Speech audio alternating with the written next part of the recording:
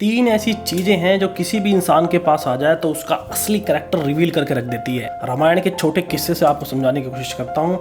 श्री राम राजा दशरथ के पुत्र थे, राजा थे वो भी, लेकिन उनके अंदर संयम था, कंट्रोल था। फिर लंका तक पहुंचने के लिए बीच में समंदर का सामना करना पड़ा। जिस इंसान का इन तीनों चीजों पर कंट्रोल रहता है ना, वही हर चीज पे विजय पाता है। तीन ऐसी चीजें हैं जो किसी भी इंसान के पास आ जाए तो उसका असली कैरेक्टर रिवील करके रख देती है। Number 1, power. पावर एक ऐसी चीज है, आप किसी को दे दो, उसका कैरेक्टर सामने आ जाएगा। अगर वो नर्म स्वभाव का होगा तो लीडरशिप पर्सनैलिटी सामने आएगी, और गर्म स्वभाव का होगा तो सबको दबाने लग जाएगा। पावर एक ऐसी चीज़ है। Number 2, money. पैसा एक ऐसी चीज़ है कि किसी के हाथ में आ जाए तो वो भी उसका असली कैरेक्टर सामने ले आती है।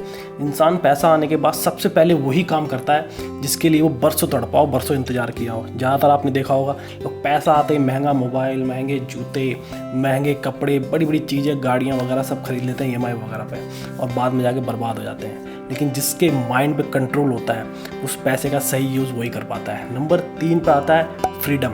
आप किसी को आज़ादी दे दो, अकेला छोड़ दो, वो वही सारे काम करेगा जो वो अकेले में करना चाहता है, वो दूसरों के सामने नहीं कर पाता। रामायण के छोटे किस्से से आपको समझाने की कोशिश करता हूँ।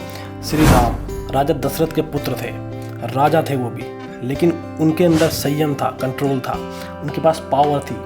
ठीक है, तीनों लोगों के राजा थे, उसके बाद भी उनके अंदर कंट्रोल था। जब उनको वनवास हुआ, उन्होंने बिना किसी सवाल किए वनवास को चुन लिया, वनवास निकल गए। राजा पाट में रह सकते थे, आराम की ज़िंदगी जी सकते थे, उसके बावजूद भी उन्होंने बिल्कुल उफ नहीं किया और वो वनवास को चले गए। श्री राम के पास इतनी पावर थी कि वो 2 कदमों में पूरी पृथ्वी नाप सकते थे। उसके बावजूद भी नदी पार करने के लिए उन्होंने केवट से रिक्वेस्ट की कि मुझे नदी पार करवा दो। इसे कहते हैं पावर होने के बावजूद भी, जो है अपने पास शक्तियाँ होने के बावजूद भी नर्मता दिखाना।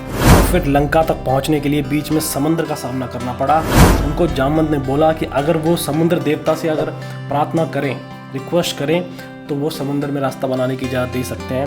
जबकि लक्ष्मण बहुत ही गर्म स्वभाव के थे और उन्होंने बोला कि ऐसी करने की कोई ज़रूरत नहीं है, आप बाढ़ निकालिए और पूरा समुद्र सुखा दीजिए। लेकिन श्री राम बड़े ही संयम वाले थे, उन्होंने कभी अपनी पावर का गलत यूज़ नहीं किया। उन्होंने 3 दिन तक प्रतीक्षा करी, 3 दिन तक पूजा करी समुद्र देवता की कि वो प्रसन्न हो और उन्हें जाने का रास्ता दे, आज्ञा दें। लेकिन 3 दिन तक जब समुद्र देवता बाहर नहीं आए तो उन्होंने अपना तीर निकाला और बोला कि अब मैं इस तीर से पूरा समुद्र सुखा दूंगा। तभी जो है समुद्र देवता सामने आए, उन्होंने उनकी रिक्वेस्ट को स्वीकार किया और पुल बनाने की इजाज़त दी। इसे कहते हैं अपनी पावर का सही समय पे यूज़ करना। लंका तक पहुंचने के बाद भी श्री राम ने अपने दूत भेजे रावण के पास कि वो सीता को लौटा दे, वो उन्हें माफ़ कर देंगे। लेकिन उसके बावजूद भी रावण नहीं माना। युद्ध के मैदान में रावण के आने के बाद भी श्री राम ने उसे रिक्वेस्ट की कि वो अपने हथियार डाल दे, अपनी गलती मान ले, सीता को वापस कर दे, वो उसे माफ़ कर देंगे। लेकिन फिर भी रावण ने अहंकार में उनकी कोई बात नहीं मानी। तब श्री राम ने अपनी शक्तियों का प्रयोग किया और उसका नाश किया।